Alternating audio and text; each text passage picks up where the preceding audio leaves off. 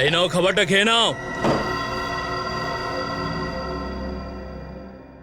কথায় বলে সময় সব ব্যথাকে ভুলিয়ে দেয়, কিন্তু সময়ই তো আমার ব্যথার কারণ। 14 বছর কম সময় নয়, বিশেষ করে তখন যখন আপনার রোজকার খাবার এই হাক্কা নুডলস।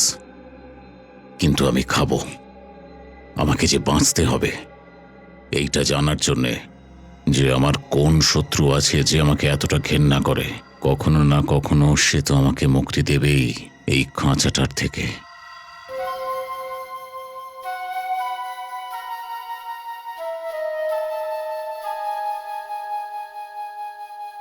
সেই সুর আবার।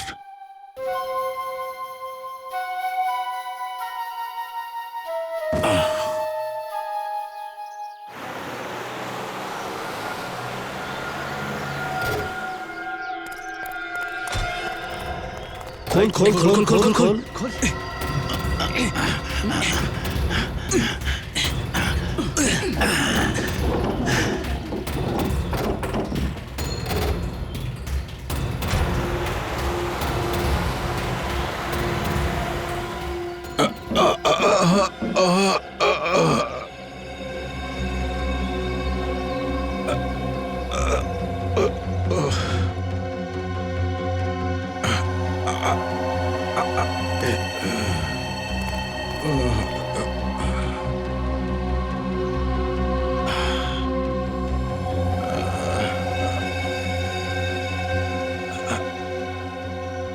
আমাকে তোমরা কোথায় ফেলে দিলে?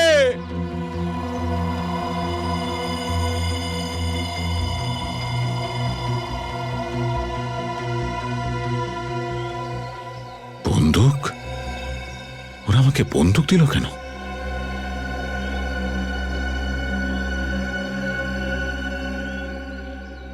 টাকার নোট এতগুলো?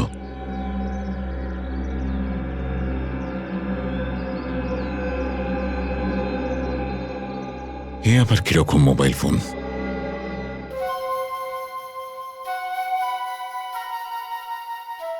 ওর ফোনে আসছে। হ্যালো হ্যালো, কোথায় তুমি? চিন্তিত হওয়ার কোনো কারণ নেই। আমি জানি তোমাদের সময় মোবাইল ফোন কম ব্যবহার করা হতো, আর এই যে 1000 টাকার নোট তোমার কাছে দিয়েছি সেটা তো তোমাদের সময় ছিলই না। তুমি কে বলছো? তাতে তোমার কি লাভ, আমি কে সেটা জেনে? তুমি আমাকে 14 বছর এই ঘরে কেন বন্ধ করে রেখেছিলে? আমি তোর সঙ্গে দেখা করতে চাই। আমি জানতে চাই যে আমি কি করেছি। তুই আমাকে কিডন্যাপ কেন করেছিস? সবকিছু খুব তাড়াতাড়ি তুমি জেনে যাবে। টাকা আর বন্দুক তোমাকে সাহায্য করবে। আমিও তোমার সাথে দেখা করার জন্য মুখিয়ে রয়েছি। শুধুমাত্র 3 দিন তোমাকে দিলাম। 3 দিনের মধ্যে তুমি আমার সামনে দেখা করো, মারতে পারলে মেরে ফেলো। হ্যালো হ্যালো হ্যালো, আমি তোকে খুঁজে বের করব। আমি তোকে ছাড়বো না।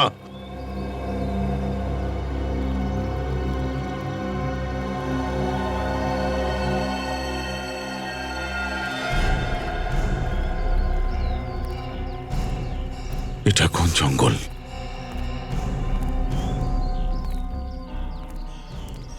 কোথাকার জঙ্গল কি জানে?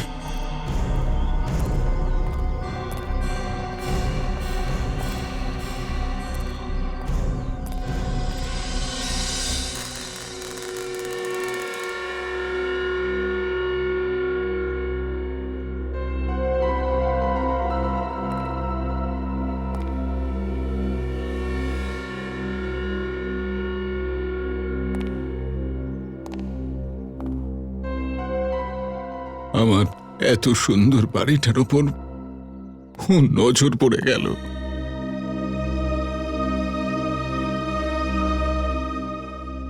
ওকে আমি ছাড়বো না। ও আমার জীবনটা তছনছ করে দিয়েছে, আমার ঘরটাকে বরবাদ করে দিয়েছে। আমি ওকে খুঁজে বের করব,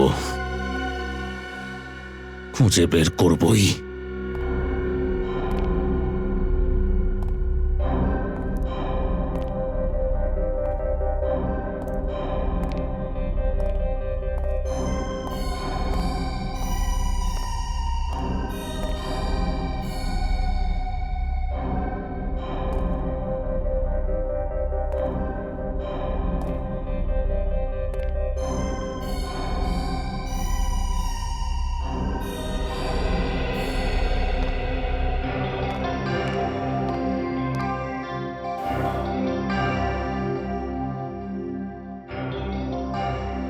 কি সুন্দর দেখতে, মীরার খুব পছন্দ হবে।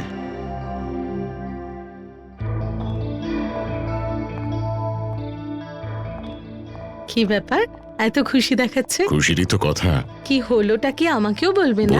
বলছি একটু সবুর করো, সবুরের ফল মিঠে হয়। কত সুখী পরিবার ছিল আমার। আমার মীরা মা কেমন আছে? কত খুশি ছিলাম। এবার তুমি বাইরে যাও।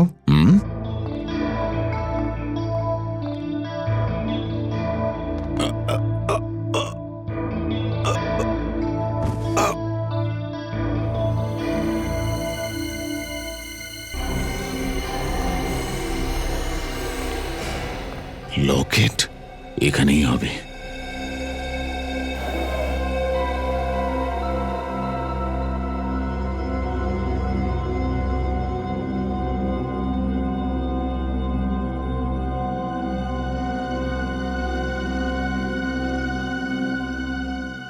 এটা আমি আমার কাছে রাখি।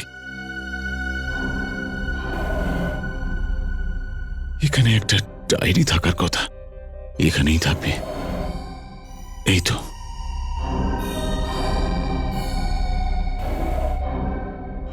এতে ওর নাম্বার থাকবে।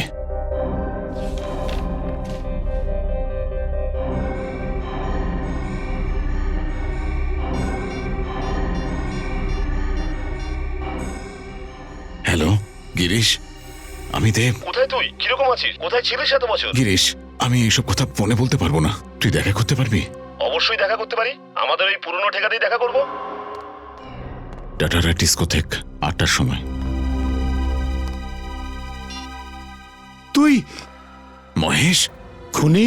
আমি জানতাম এই ঘরে তুই একদিন না একদিন নিশ্চয়ই আসবি। তুই কি ভেবেছিলি 14 বছর পর পালিয়ে আবার ফেরত আসলে তোর যে সাজাটা পাওয়া উচিত তার থেকে তুই বেঁচে আমি যাবি? কোনো অন্যায় করিনি। তুই তোর স্ত্রী প্রিয়াকে খুন করেছিস। আমি এক্ষুনি সিআইডি কে ফোন করছি। সিআইডি কে ফোন করো না।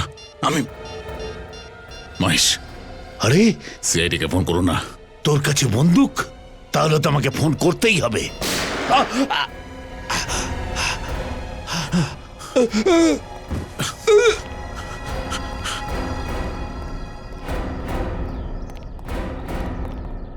তাহলে আপনি সেই লোকটাকে দেখেছিলেন যে আপনাকে গুলি করেছে? হ্যাঁ স্যার, দেব ছিল ওটা। দেব? কে কে এই দেব? আগে ও আমার প্রতিবেশী ছিল। আজ থেকে 14 বছর আগে ও ওর স্ত্রী প্রিয়াকে খুন করে পালিয়ে গিয়েছিল, যে আজ পর্যন্ত ধরা পড়েনি। ও কি নিজের ঘরে ফিরে এসেছিল? আগে হ্যাঁ, যখন আমি আপনাদের ফোন করে বলবার চেষ্টা করছিলাম তখন আমাকে গুলি করে দিয়েছে। আচ্ছা, সেই সময় দেব একলাই ছিল নাকি ওর সঙ্গে কেউ ছিল? ও তো একাই ছিল। আমাকে গুলি করবার আগে ও কোনো গিরিশ নামে কারোর সঙ্গে ফোনে কথা বলছিল। কি কি ধরনের কথা বলছিল? আপনি কিছু শুনেছেন? ও ওকে বলছিল যে টাটারা ডিস্কো থেকে দেখা করবে রাত 8টার সময়।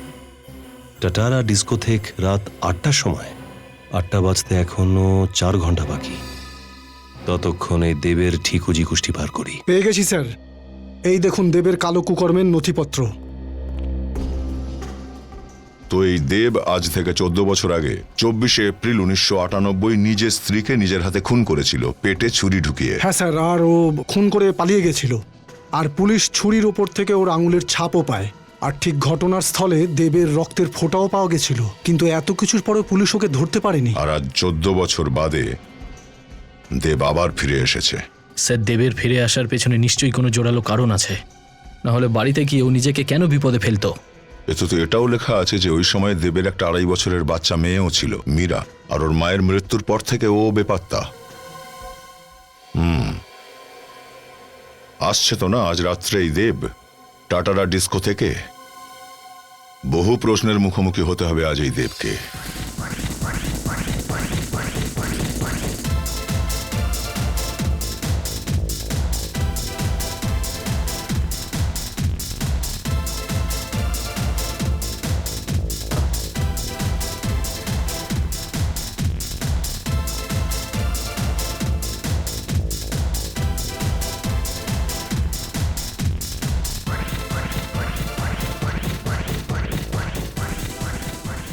হাই হ্যান্ডসাম, আমি আপনার জন্য একটা ড্রিঙ্ক নিতে পারি? নো।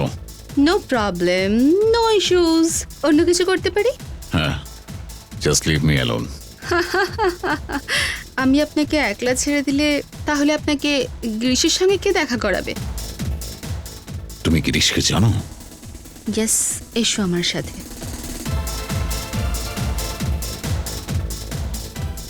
গিরিশ, দেখো তোমার সঙ্গে দেব দেখা করতে এসেছে। দেব, হাই ম্যান, আরে এতদিন কোথায় ছিলে?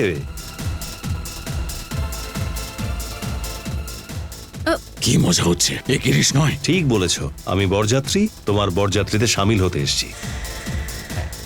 দেব, আরে তুই কেমন আছিস? আরে আরে আমি তোকেই খুঁজে বেড়াচ্ছিলাম। কেমন আছিস তুই? হ্যাঁ, চল বাড়িতে চল, আমার তোর সাথে অনেক কথা আছে। কেউ কোথাও যাবে না, প্রথমে তোমরা শ্বশুর বাড়ি যাবে। শ্বশুর বাড়ি? হ্যাঁ, শ্বশুর বাড়ি, সিআইডি ব্যুরো। CID bureau? আমার কাছে সময় নেই। সময় তো আমার কাছেও একেবারে নেই। যে অপরাধটা তোমরা আমার কাছ থেকে কবুল করাতে চাইছো সেটা আমি করিনি। মিথ্যে বলছো তুমি। তোমার স্ত্রী প্রিয়াকে তুমিই খুন করেছো। আমি তো স্কুলে পড়ার সময় থেকেই ওকে ভালোবাসি। স্কুল লাইফের সময়? তার মানে তুমি আর প্রিয়া একই স্কুলে পড়তে? কোন স্কুলে তুমি পড়তে? একই স্কুলে নয় স্যার, আমি গ্রিন হর্নসে ছিলাম আর ও এসকে স্কুলে। আমি ওকে জীবনের থেকেও বেশি ভালোবাসতাম। আমি ওর খুন কেন ও করব? সত্যি কথা বলছে স্যার। আপনি? আমার নাম গিরিশ, আমি দেবের বন্ধু। প্রিয়া বৌদি আর দেবের প্রেমের কথা তো আমরা সব বন্ধুরাই স্বীকার করি। যদি তুমি খুন নাই করে থাকো তো এত বছর কোথায় ছিলে তুমি? পুলিশের ভয়ে পালিয়ে বেড়াচ্ছিলে কেন? আমি পালাইনি। তাহলে 14 বছর কি হিমালয়ে গিয়ে বসেছিলে, ধ্যান করছিলে? স্যার, আমাকে কিডন্যাপ করা হয়েছিল। কিডন্যাপ? তাও 14 বছরের জন্য? হ্যাঁ। মানে 1998 থেকে 2012 পর্যন্ত তুমি কিডন্যাপারের কাছে বন্দী ছিলে? হ্যাঁ। কে করেছিল তোমাকে কিডন্যাপ? আমি জানি না স্যার। হ্যাঁ, জানো না তুমি? তুমিই বলছো যে কেউ একজন তোমাকে 14 বছর ধরে কিডন্যাপ করে রেখেছিল, আর এখন বলতে চাইছো তুমি জানো না কে কিডন্যাপ আমি করেছিল? কখনো ওকে দেখতে পাইনি স্যার, আর ও কখনো নিজের নামও বলেনি। ঠিক আছে, নাম জানো না, কারণ তো তুমি জানো তোমায় কিডন্যাপ করার? আমাকে কোনো কারণ বলেনি ও। কারণও তোমাকে বলেনি, আর তুমি চাইছো যে তোমার গল্পে আমরা বিশ্বাস করব যে 14 বছর তোমাকে কেউ কিডন্যাপ করেছিল, বন্দি করে রেখেছিল, অথচ কে করেছে তুমি জানো না, কেন করেছিল সেটাও তুমি জানো না।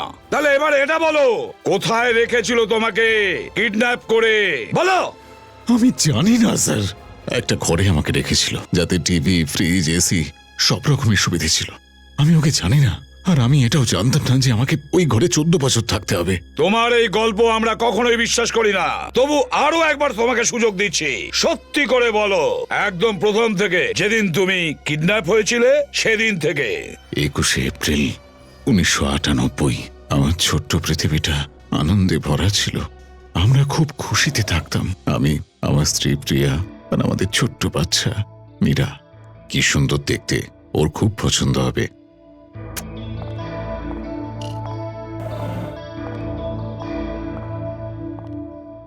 কি ব্যাপার, এত খুশি দেখাচ্ছে? খুশিরই তো কথা। কি হলোটা কি আমাদেরকেও বলো। আরে সব বলবো, আগে একটু সবুর করো। সবুরের ফল মিঠে হয়। আমার মীরা মা কেমন আছে? আচ্ছা, ওকে নিয়ে বাইরে যাও, আমি আসছি। তুমি কিন্তু বললে না কি ব্যাপার। তুমি যাও, আমি গিয়ে এক্ষুনি বলছি।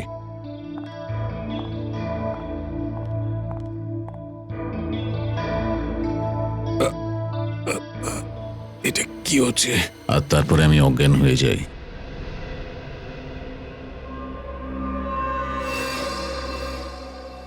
যখন জ্ঞান এলো, দেখি কোনো একটা অচেনা জায়গায় আছি।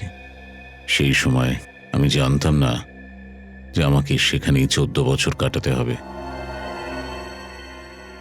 অবশ্যই এটা যদি জানতেও পারতাম, তাহলে কি আমার কষ্ট একটু কম হতো?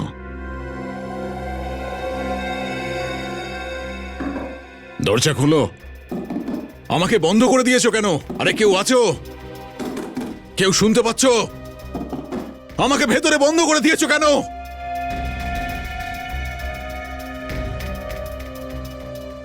এটা কোথায় আমি? হ্যাঁ, ভেতরে আমাকে বন্ধ করে দিয়েছে। আরে এ তো জানলাও নেই। টিভি আছে, সমস্ত রকমের সুবিধে, আমাকে আমাকে সবকিছু দিয়েছে, কিন্তু এরকম অন্ধকুঠুরিতে বন্ধ করে রেখেছে কেন? এই নাও খাবার। আরে ভাই, আমাকে বন্ধ করে দিয়েছে কেন? তোমাদের টাকা চাই? কত টাকা বলো, আমি দেবো। আমাকে ছেড়ে দাও। ওর কাছে টাকার অভাব নেই।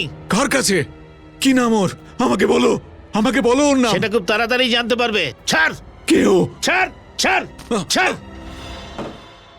আর তারপর একদিন 4টে লোক ভেতরে এলো। আমি বুঝতে পারছিলাম না ওরা আমার রক্ত কেন নিচ্ছে। আমার রক্ত নিল কেন? যাবার আগে ওরা আমার গ্লাসটাও নিয়ে নিল। ওরা কেন এমন করলো? আরে কোথায় যাচ্ছ? চল চল চল চল চল চল। একদম কথা বলবি না। ছাড়। আমাকে ছেড়ে দাও, আমাকে ছেড়ে দাও, আমাকে ছাড়ো। পরে আমি বুঝতে পারলাম যখন আমি নিউজ চ্যানেলে দেখলাম আজ সকালে দেব নামের একজন সিভিল ইঞ্জিনিয়ার নিজের স্ত্রী প্রিয়াকে ছুরি মেরে খুন করেছে। ছুরির উপর দেবের হাতের ফিঙ্গারপ্রিন্টস আর মেঝেতে পড়ে থাকা রক্ত দেখে এটাই অনুমান করে নেওয়া যায় যে এই খুনটি দেব নিজেই করেছেন। দেব এখন নিরুদ্দেশ, পুলিশ ওনাকে খুঁজে বেড়াচ্ছেন। দেব ও প্রিয়ার একটা 2.5 বছরের মেয়ে রয়েছে যার খোঁজ এখন অবধি পাওয়া যায়নি।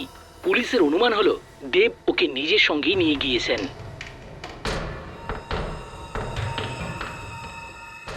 ভগবান,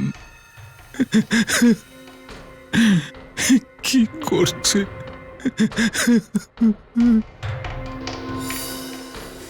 কেন তোমরা প্রিয়াকে মেরেছো? আমি তোমাদের কি ক্ষতি করেছি? কি ক্ষতি করেছি?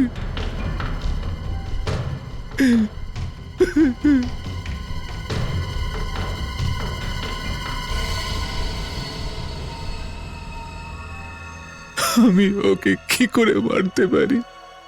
বলো বলো, আমি প্রিয়াকে কি করে মারবো? হ্যাঁ? আমি প্রিয়াকে এত ভালোবাসি।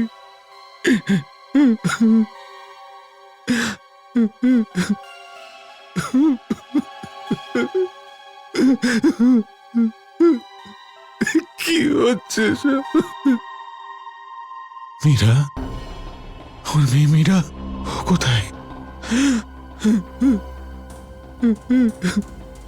মীরার সঙ্গে তোমরা কি করেছো? আমার বাচ্চাটা কোথায়? আমি তোমাদের কি করেছি? আমাকে মাফ করে দাও, আমার বাচ্চাটাকে ফিরিয়ে দাও। এইভাবে ও আমার অত সুন্দর জীবনটাকে বরবাদ করে দিয়েছে। এখন আমার জীবনের একটাই লক্ষ্য, বদলা।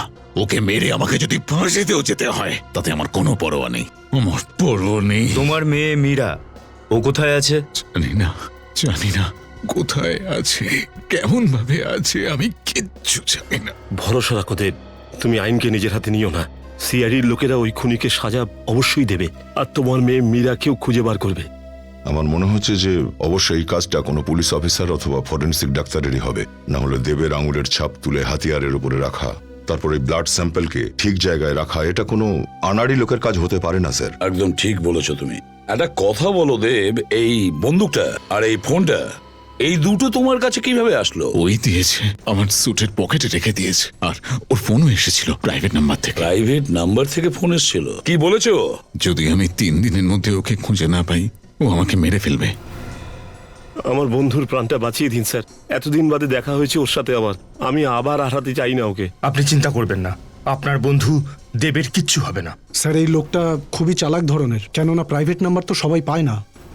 দেব, ওই গলাটা কি চেনা জানা মনে হয়েছিল তোমার যখন তুমি ফোনে কথা বলেছিলে ওর সাথে? না স্যার। আচ্ছা ঠিক আছে, ওই জায়গার ব্যাপারে তো কিছুটা বলো, মনে করো, ভালো করে চিন্তা করো, বলো। একটা ঘর ছিল, সেই ঘরে কোনো জানলা ছিল না, বাইরে থেকে কারোর কোনো আওয়াজ আসতো না। আমি তো একটা মানুষের গলার আওয়াজ শুনতে পাগল হয়ে গিয়েছিলাম। তবুও তুমি কিছু তো শুনে থাকবে, ওখানে বাইরে থেকে কোনো আওয়াজ আসতো, হয়তো কোনো অদ্ভুত ধরনের শব্দ।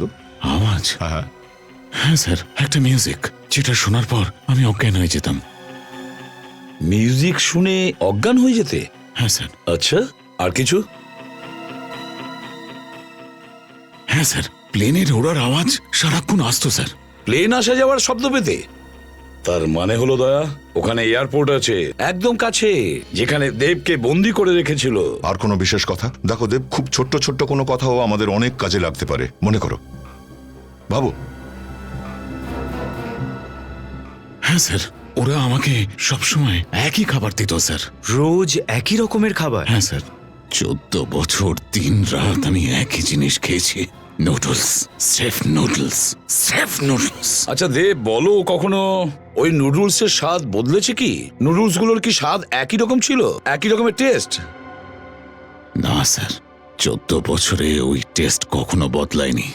ওই টেস্টটা আমার এখনো মনে আছে। আমার জিভে ওই টেস্টটা খোদাই হয়ে গেছে। আই এম সরি দেব, কিন্তু তোমাকে আরো একবার ওই নুডলস খেতে হবে আমাদের জন্য।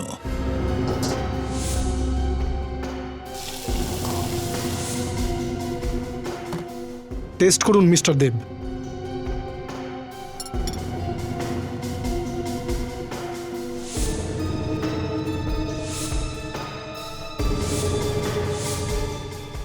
এইরকম নয়। এই রেস্টুরেন্টের শেফকে, এটা ওই নুডলস নয়। আমার মনে হয় না এই নুডলসটা খাবার পর আমি আর কখনো খেতে পারবো বলে। এত খারাপ কেন?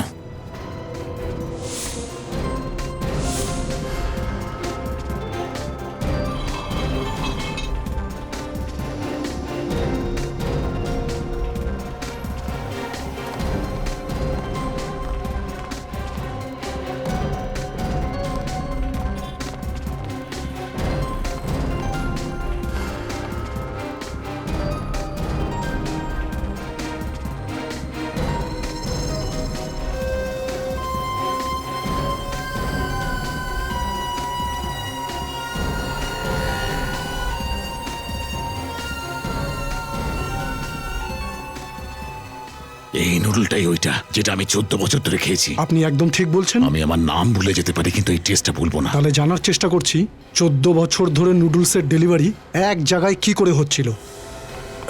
এই, এই, এই, দাঁড়া, দাঁড়া, এই, এই, দাঁড়া, দাঁড়া, দাঁড়া, দাঁড়া।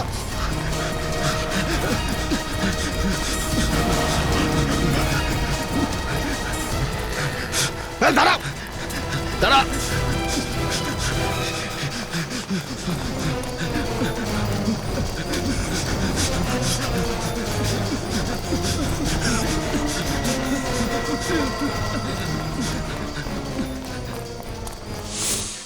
আরে পাটলা, তুই এখানে কি করছিস? আমার পিছনে ওই সিআইডির লোকেরা। দাঁড়া, কেউ নড়বে না, বন্দুক নিচে করো।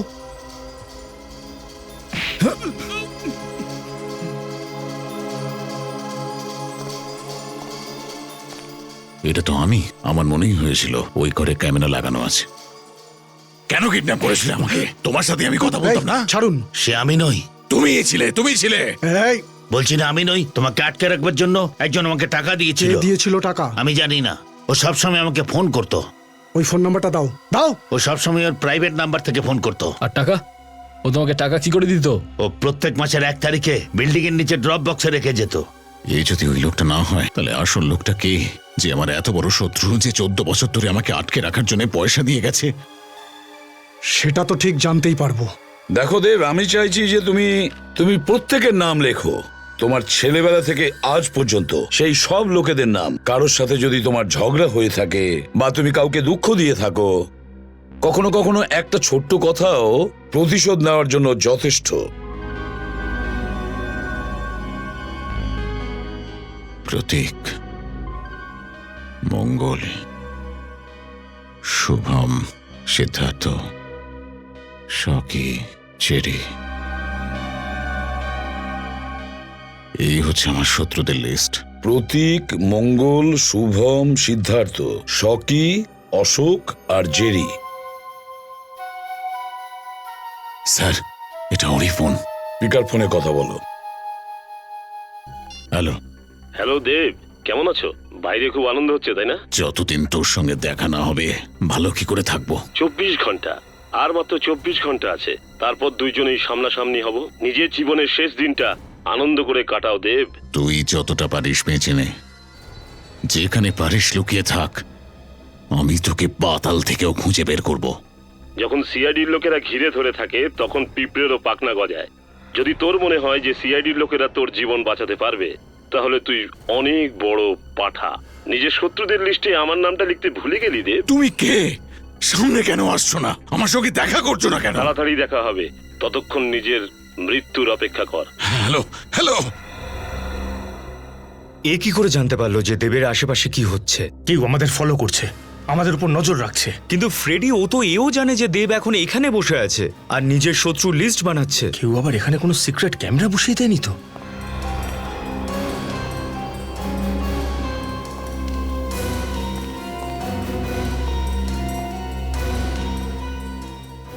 না স্যার, এখানে তো কোনো ক্যামেরাই দেখতে পাচ্ছি না। তার মানে স্যার?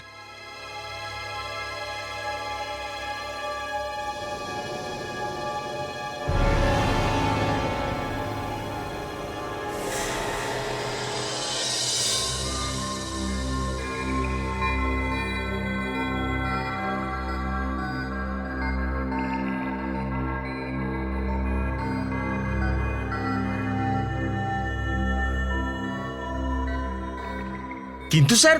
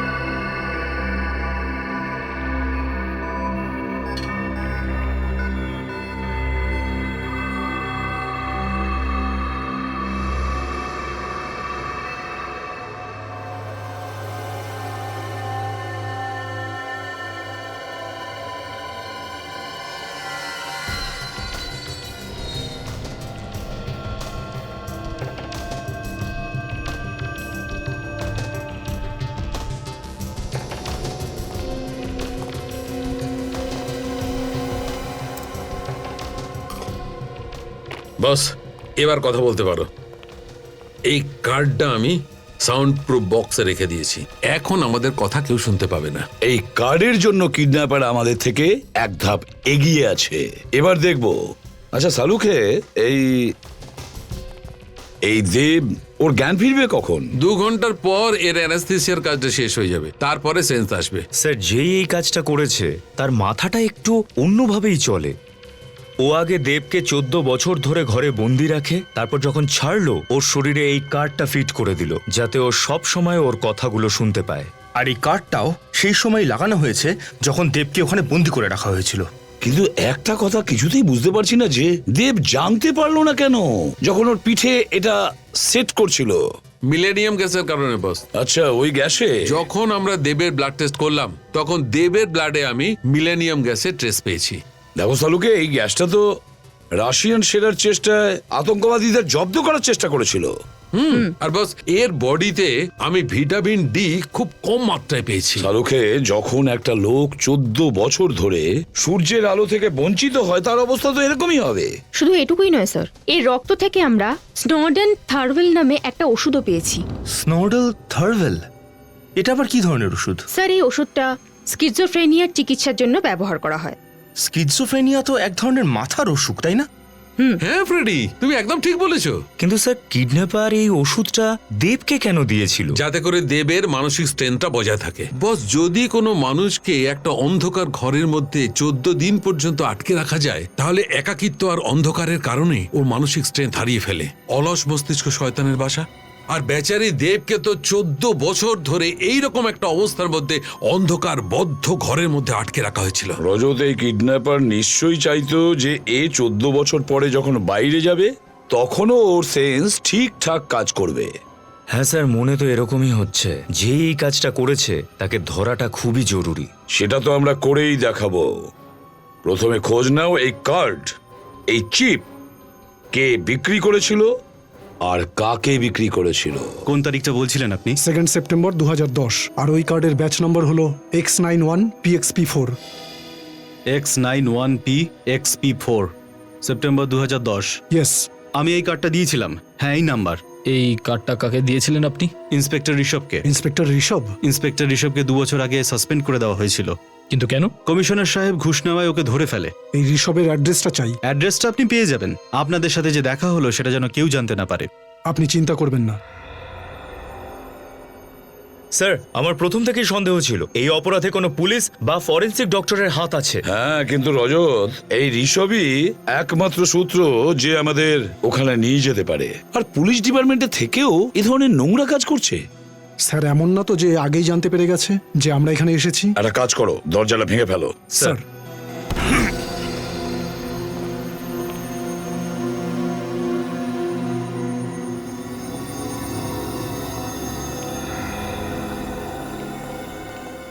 মনে হচ্ছে বাড়িতে কেউই নেই, কোথাও লুকিয়ে বসে নাই তো। দেখো তো, ভালো করে দেখো, যাও ছড়িয়ে যাও।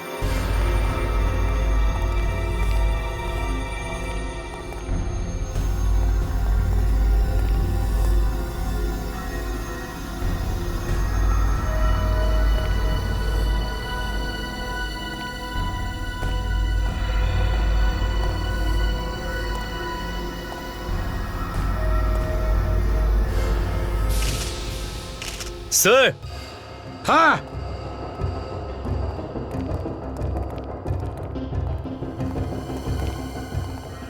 মাই গড,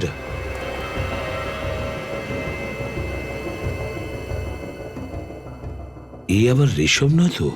খুব নৃশংসভাবে ছুরি দিয়ে মেরেছে একে। কম করে 5-6টা স্ট্যাপ তো করেছে। স্যার হতে পারে এই কাজটা দেবকে যারা কিডন্যাপ করেছিল তাদের। হ্যাঁ সচিন, হতে পারে। ও হয়তো জানতে পেরেছিল যে কার্ডটা ও সেট করেছিল সেটা কাজ করছে না, আর সেই জন্য ঋষভকে মেরে ফেলেছে। ভালো করে চেক করো, এর ঘরের প্রত্যেকটা কোণা ভালো করে চেক করো, কিছু না কিছু তো নিশ্চয়ই পাবো আমরা।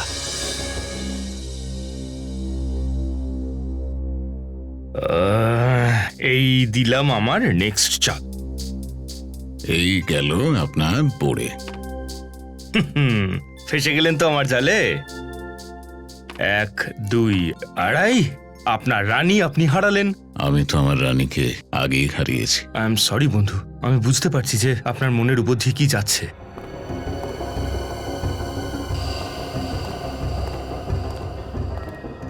এটা কি?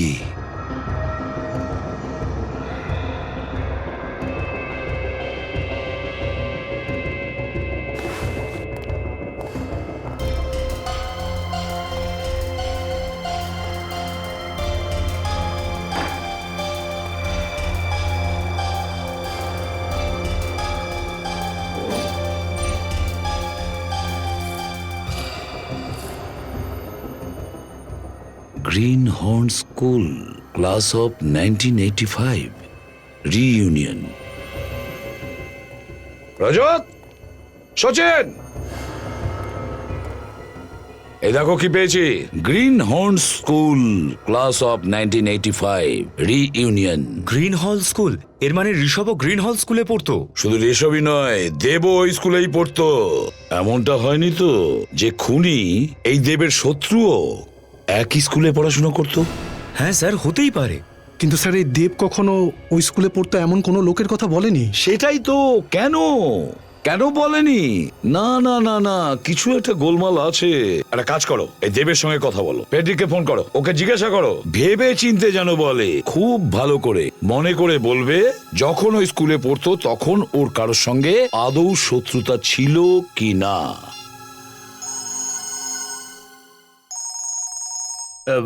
এক মিনিট। Hello sir. হ্যাঁ ফ্রেডি, দেব তোমার সামনে আছে। 1 মিনিটের জন্য আমি আমার চোখের সামনে থেকে ওকে সরতে দিইনি স্যার। আমি জানি স্যার, 3 দিন হয়ে গেছে, ওর জীবনের ঝুঁকি আছে। আচ্ছা, দেবের সঙ্গে কথা বলাও। হ্যাঁ দেব। অন্ধকার হয়ে গেল কেন? হ্যাঁ, ইলেকট্রিকের বিল তো আমি মিটিয়েছিলাম। ফ্রেডি, কি হয়েছে?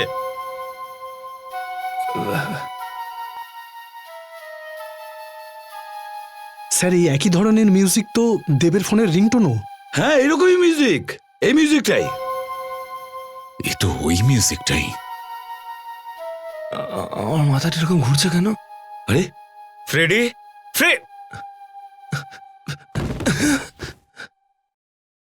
কি হলো? ফোন কেটে গেল স্যার। নিশ্চয়ই কোনো গোলমাল হয়েছে ফেডরিকের ঘরে। চলো ওখানে তাড়াতাড়ি, লেটস গো।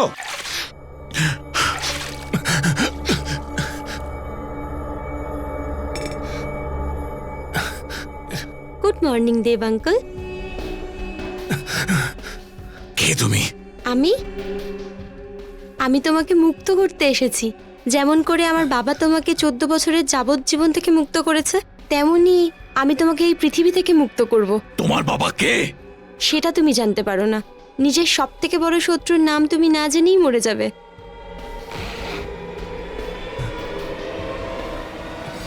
এই বন্দুকটা সামনে থেকে সরাও, সরাও এটাকে। দাঁড়াও, তুমি এরকম করতেই পারো না। সিআইডির সামনে তুমি। কি হলো, ভয় পেয়ে গেলে? এত বড় হয়ে ভয় পেয়ে গেলে? যখন গুলি বেরোয় না তখন কিছু বোঝা যায় না। গুলি চলার প্রথম মুহূর্তটাই সব থেকে ভয়ানক হয়। আর এই ভয় তোমার মাথায় আছে। ভাবনা চিন্তা বন্ধ করে দাও আর ভয় একা একাই চলে যাবে, আর তারপর সব কিছু ঠিক হয়ে যাবে। কে তুমি? তোমার বাবার নাম কি? তোমার বাবা কে? কে তোমার বাবা? প্রভাত কুমার। প্রভাত কুমার? হ্যাঁ, প্রভাত কুমার। তুমি কি ভাবলে আমি তোমাকে নাম জানানোর আগেই মেরে দেবো? এই নাম জানাটা তোমার জন্য খুব দরকারি, কারণ এইটাই ওই নাম যেটা মরার আগে তোমার কানের মধ্যে বাজবে। কে প্রভাত কুমার? আমি কোনো প্রভাত কুমারকে চিনি না। তাহলে তো তুমি আমার মাকেও চেনো না। আরে তোমার মা কে? চিত্রাঙ্গদা কুমার, যাকে তুমি খুব বাজেভাবে খুন করে দিয়েছো। আমি কারুর খুন করিনি। তোমার বাবাকে এখানে ডাকো। ও তোমার জন্য অনেক আগেই অনেক কিছু সহ্য করেছে। ওনাকে এখানে ডাকার কোনো দরকার নেই। অনেক কথা হয়ে গেল, এখন তোমার মরার সময় হয়েছে। দাঁড়াও দাঁড়াও, তুমি এরকম করতে পারো না।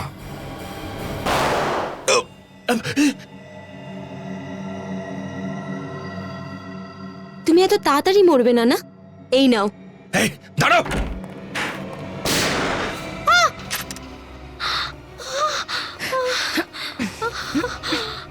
মরার কথা তো ভাবিসই না। তোমরা কারা? একে তাড়াতাড়ি হসপিটালে নিয়ে চলো, তাড়াতাড়ি তোলো ওকে। সাবধানে সাবধানে। যদি তোমরা এখানে না আসতে তাহলে আমি ওকে মেরেই ফেলতাম। আমরা মারতে দিতাম তবে তো। এইটুকু বয়সে মনের মধ্যে এত ঘৃণা কেন? হ্যাঁ, ছোটবেলা থেকে আমার জীবনের একটাই উদ্দেশ্য, বদলা। ওই দেবের থেকে আমার মায়ের বদলা। এই প্রতিশোধ আর ঘৃণার বীজটা কে পুঁতেছিল তোমার মনের মধ্যে? তোমার বাবা প্রভাত কুমার নিজে? হ্যাঁ, আমার গর্ব হয় আমার বাবার জন্য যে উনি আমার মায়ের খুনিকে এত বড় শাস্তি দিয়েছেন। ওনাকে 14 বছর বন্দি রেখেছে আর আমি এখন গুলি মেরেছি। আজ শুধু তোমার জন্য দেব হসপিটালে মৃত্যুর সঙ্গে পাঞ্জা লড়ছে, বুঝেছো? দেব তো মরবে, নিশ্চয়ই মরবে। ধরা পড়ার পরেও এতটুকু অনুতাপ হচ্ছে না তোমার? এখন যদি ফাঁসি হয় বা জেল, আমার কিচ্ছু যায় আসে না। চুপচাপ বলে দাও তোমার বাবা এই মুহূর্তে কোথায় আছে, বুঝেছো? না, একদম বলবো না। তো যখন বাবা মেয়ের উদ্দেশ্য পূরণ হয়েই গেছে তখন শাস্তি নিচ্ছ না কেন নিজেরা? এখনো উদ্দেশ্যটা পূরণ কোথায় হলো? যখন দেব মরবে তখন আমাদের উদ্দেশ্য পূরণ হবে। তুমি এভাবে শুনবে না, আমাদেরই কিছু করতে হবে। ফ্রেডি, এই প্রভাত কুমারের সমস্ত ডিটেল বের করো। সচিন, নিখিল, গ্রিন হর্ন স্কুলে যাও, ওখান থেকে খোঁজ নাও সব। Excuse me sir. বলুন। আমরা সিআইডি থেকে আসছি। আপনারা আমার স্কুলে কি করছেন? মানে বলছিলাম আমার স্টুডেন্টরা কিছু ভুল করেছে নাকি? না, আপনার স্টুডেন্টরা কোনো ভুল করেনি। ব্যাস আপনার শুধু 1982 সালের স্টুডেন্ট ব্যাচের ব্যাপারে কিছু জানতে চাই। 1982 ব্যাচের ব্যাপারে? এক মিনিট স্যার। আসুন স্যার, এই ফাইলের ভিতরে আপনারা যা চাইছেন সবকিছু পেয়ে যাবেন। দেব এই ব্যাচেই ছিল, কিন্তু বাবার চাকরির বদলির জন্য 15ই জুলাই 1982-তে হঠাৎ স্কুল ছেড়ে চলে যায়। 2 সেপ্টেম্বর 1982-তে দেবের ক্লাসে নীলাম নামে একটা মেয়ে ছিল যে আত্মহত্যা করেছিল, কিন্তু আত্মহত্যার কারণটা জানা যায়নি। প্রিন্সিপাল স্যার, আপনি এর ব্যাপারে কিছু বলতে পারবেন? আগে না স্যার, আমি তো 5 বছর হলো এখানে এসেছি। 1982-তে মিস্টার দীননাথ এখানের প্রিন্সিপাল ছিলেন। উনি কিছুদিন আগেই মারা গেছেন। মারা গেছেন? হ্যাঁ স্যার। এখানে এটাও লেখা আছে যে নীলমের একটা ভাইও আছে যে ক্লাস 8-এ পড়তো এই স্কুলেই। কি নাম ওর? প্রভাত কুমার। এই প্রভাত কুমার তো নাতাশার বাবার নাম। হ্যাঁ স্যার। এটার মানে হলো প্রভাত পাস আউট হয়েছিল 1985-তে পাস আউট হয়েছিল। তাহলে তো 1985-এর ফাইল দেখতে হয়। এ কি, প্রভাত আর ঋষভ দুজনে একই ক্লাসে পড়তো? এর মানে এরা দুজন দুজনকে খুব ভালো করে চেনে, আর এই জন্যই প্রভাত ঋষভের থেকে ওই কার্ডটা নিয়েছিল দেবের শরীরে ঢোকানোর জন্য। আর যখন আমরা ওই কার্ডের ব্যাপারে জানতে পারলাম তখন প্রভাত কুমার ঋষভকে এই রাস্তা থেকে সরিয়ে দিয়েছে। হতে পারে নিখিল, যে নীলমের মৃত্যুতে দেবেরই হাত আছে, এই জন্যই তো প্রভাত দেবের সাথে বদলা নিতে চাইছিল। কিন্তু স্যার, নীলমের মৃত্যুর কারণ যদি দেব হয় তাহলে দেব আমাদের কাছে এত কিছু লুকোলো কেন? হতে পারে নিখিল যে দেব এটা জানেই না, কেননা দেব স্কুল ছেড়েছিল জুলাই মাসে আর নীলম আত্মহত্যা করেছিল সেপ্টেম্বর মাসে। আচ্ছা প্রিন্সিপাল স্যার, এদের সবার ফটো পাওয়া যাবে? হ্যাঁ স্যার। স্যার, এটা হলো দেব আর এটা নীলম। তাহলে তো স্যার এই ফাইলে ঋষভ আর প্রভাতের ছবিও থাকা উচিত। ও মাই গড, এটা হলো প্রভাত। স্যার, এই হলো প্রভাত কুমার? হ্যাঁ নিখিল, এবার সময় এসে গেছে খরগোশটাকে গর্ত থেকে বার করার। স্যার, আমি প্রভাত কুমারের বাড়িতে গিয়েছিলাম, তার কোনো সন্ধানই পেলাম না। ফোন করেছিলে ওকে? হ্যাঁ করেছিলাম, ফোনটা বন্ধ আছে। আপনারা অনেক চেষ্টা করলেও আমার বাবাকে ধরতে পারবেন না। স্যার, আমি গ্রিন হর্ন স্কুল থেকে আসছি। এই দেখুন স্যার, এই প্রিন্ট আউট। ও নাতাশা, তোমার পিসি যে আত্মহত্যা করেছিলেন সে কথা জানো তো তুমি? আমার কোনো পিসি নেই। ছিল, নীলম কুমার নাম ছিল ওনার। তবে হ্যাঁ, সেপ্টেম্বর 1982-তে তিনি আত্মহত্যা করেছিলেন। কিন্তু বাবা কখনো বলেনি এই ব্যাপারে। ও বলেননি তোমায়? হয়তো ভুলে গেছিলেন উনি। আচ্ছা, উনি এটা তো তোমায় বলেছেন না যে নীলম কুমার আর দেব একই স্কুলে পড়তেন? এটা কি বলছেন আপনারা? এটা দেখো, পড়ো এটা।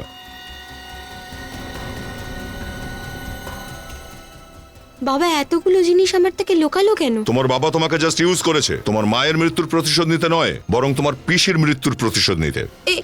এই সমস্ত কাগজ ভুল। আপনারা মিথ্যে বলছেন না?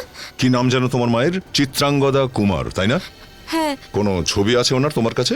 না, বাবা কখনো মায়ের ফটো দেখায়নি। চিত্রাঙ্গদা কুমার নামে কোনো মেয়ে থাকলে তবে তো দেখাবে না। আপনি কেন এত বাজে বকছেন? কেউ চিত্রাঙ্গদা কুমার বলে নেই, এটা শুধু একটা কাহিনী তোমাকে ইউজ করার জন্য। এগুলো মিথ্যে, তাই তো? তোমার মা আর বাবার বিয়ে হয়েছিল কবে? 25শে ফেব্রুয়ারি 1993। ম্যারেজ রেজিস্ট্রেশন অফিসেও আমরা গেছিলাম, ওখানে জানতে পারি প্রভাত কুমার আর চিত্রাঙ্গদা কুমারের কোনো বিয়ের রেজিস্ট্রেশনই করা হয়নি। এটা হতে পারে না।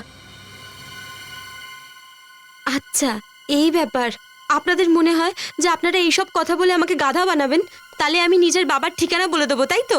আমি বাবার ঠিকানা কখনো বলবো না আপনাদের। আরে তোমার বাবাটা কে সেটা তুমি জানো? এর মানে কি? দয়া, আমাদের সন্দেহ ঠিক ছিল। এটা পড়ো। এটা কি? DNA report. তোমার ডিএনএ রিপোর্ট আর মিস্টার দেবের ডিএনএ রিপোর্ট ম্যাচ করে যাচ্ছে।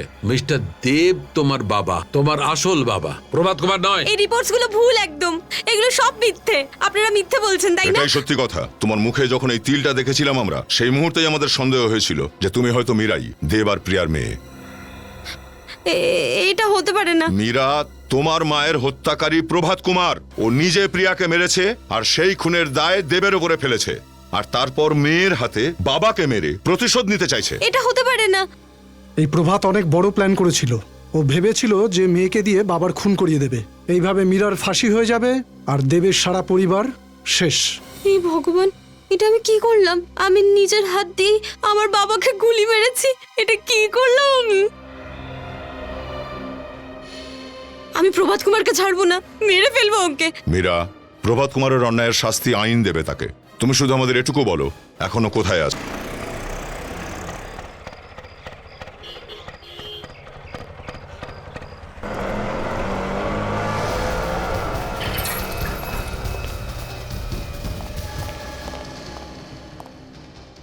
নাতাশা মা, তুমি এখানে? সিআইডির লোকেরা তোমাকে ছেড়ে দিল? সিআইডিরা আমাকে ছেড়ে দিল। যখন আমি আমার নিজের মায়ের দুঃখজনক মরার খবর শুনিয়েছি, তখন দয়ারও হৃদয় গলে গেল। দয়ার মনও গলে গেল? আরে বোকা মেয়ে, দয়ার মন কখনো গলতে পারে না, কেননা ওর মনটা লোহা দিয়ে তৈরি। নিশ্চয়ই এর পিছনে কোনো উদ্দেশ্য আছে। একদম ঠিক বলেছিস তুই। এটা আমাদেরই প্ল্যান ছিল। মিস্টার প্রভাত কুমার ওরফে গিরিশ। হ্যাঁ, ধোকা। এত বড় বিশ্বাসঘাতকতা করলে তুমি আমার সাথে? বিশ্বাসঘাতক তো তুই, যে ছোটবেলা থেকে এখনো অবধি মিথ্যে বলছিস। মায়ের খুনির কথাতে আমি আমার বাবার উপর গুলি চালিয়েছি। তাহলে তুমি সবকিছু জেনে গেছো। অনেক চেষ্টা করলাম আমি যাতে কম রক্তপাত হয়, সবকিছু ভালোভাবে মিটমাট হয়ে যায়, কিন্তু এখন আমার মনে হচ্ছে এখানে আমার 4-4টে লাশকেই বিছিয়ে রাখতে হবে। তুই লাশ বিছিয়ে দিবি? লাশ বিছানোর অবস্থায় থাকলে তবে না? বল, কেন করেছিস এই সব? কারণ আমি দেবকে শেষ করে দিতে চেয়েছিলাম। কি শত্রুতা ছিল তোর দেবের সাথে? দেব আমার বোনের খুনি। কিন্তু নীলম তো আত্মহত্যা করেছিল না? দেবের ব্যবহারের জন্যই আমার বোন আত্মহত্যা করেছে। কেননা গ্রিন হাউস স্কুলে ও সবাইকে এই বলে বদনাম করে দিয়েছিল যে ও নাকি তাকে ভালোবাসে, বিয়ে করতে চায়, যেখানে এসব কিছুই হয়নি। দেব তো 1982 জুলাই মাসে স্কুল ছেড়ে চলে গেছিল। হ্যাঁ, কিন্তু দেবের স্কুল ছেড়ে দেওয়ার পরও ওই স্কুলের বাকি ছেলে মেয়েরা আমার বোন নীলমের পিছনে লাগতে ছাড়েনি, আর মানসিক বিধ্বস্ত হয়ে ও গলায় দড়ি দিল। গিরিশ, তোর বোনের সঙ্গে যা যা ঘটেছিল সেগুলো খুবই অন্যায়, কিন্তু প্রতিশোধ নেওয়ার জন্য তুই দেবের সঙ্গে যা যা করেছিস সেগুলো ঠিক করিসনি। এত বছরের প্রতিহিংসার আগুন আমার মনের মধ্যে জ্বলছিল, আর আমি তাকে কোনোদিন নিভতেও দিইনি। ঠিক সময়ের জন্য আমি অপেক্ষা করছিলাম, কেননা দেব আমাকে চিনত না। এই জন্য গিরিশ হয়ে ওর সাথে আমি বন্ধুত্ব করি। এসব করে কি লাভ হয়েছে তোর? তোর মরে যাওয়া বোন ফেরত তো আসেনি, তাই না? আর তোর কপালে এখন শুধু ফাঁসির দড়িটাই আছে। ডক্টর, ওর শরীর এখন কেমন? গুলিটা একদম হার্টের পাশেই লেগেছে আর রক্ত অনেকটা বেরিয়েছে, কিন্তু বাঁচবেন কিনা জানি না। না ডাক্তারবাবু, এরকম বলবেন না। যদি আমার বাবার কিছু হয়ে যায় তাহলে আমি নিজেকে ক্ষমা করতে পারবো না। আমাদের যতটুকুনি করবার দরকার ছিল করেছে, এবার ওনাকে ভগবানই বাঁচাতে পারে। বাবা, বাবা ওঠো না। আমি তোমার মেয়ে মীরা। আমি তোমাকে চিনতে পারিনি, কিন্তু তোমার তো আমাকে চেনা উচিত ছিল না। বাবা উত্তর দাও, এত বছর পর তোমার মেয়ে ফেরত এসেছে, তুমি উঠে ওকে আদর করবে না? ও নো, ওনার অবস্থা আরো খারাপ হয়ে যাচ্ছে। বাবা তুমি আমাকে ছেড়ে কোথাও যেতে পারো না, বুঝতে পেরেছো? তুমি মাও আমাকে ছেড়ে চলে গেছে। যদি তুমি এখন চলে যাও তাহলে আমাকে কে দেখবে? বাবা ওঠো না বাবা। হে ভগবান, তুমি প্লিজ আমার বাবাকে বাঁচিয়ে দাও। আমি জেল চলে যাব, নিজের সমস্ত খারাপ কাজের শাস্তি মাথা পেতে নেব, কিন্তু তুমি আমার বাবাকে বাঁচিয়ে নাও প্লিজ। ভগবান ওঠো না বাবা। ওনার জ্ঞান ফিরছে। বাবা আমাকে ক্ষমা করে দাও, আমি অনেক বড় ভুল করে ফেলেছি। আমার তোমার উপর গুলি চালানো উচিত হয়নি।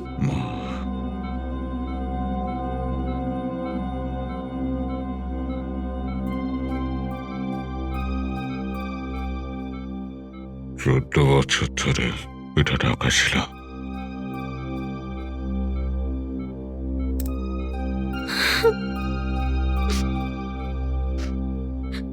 এটা তো আমার ছোটবেলার ফটো।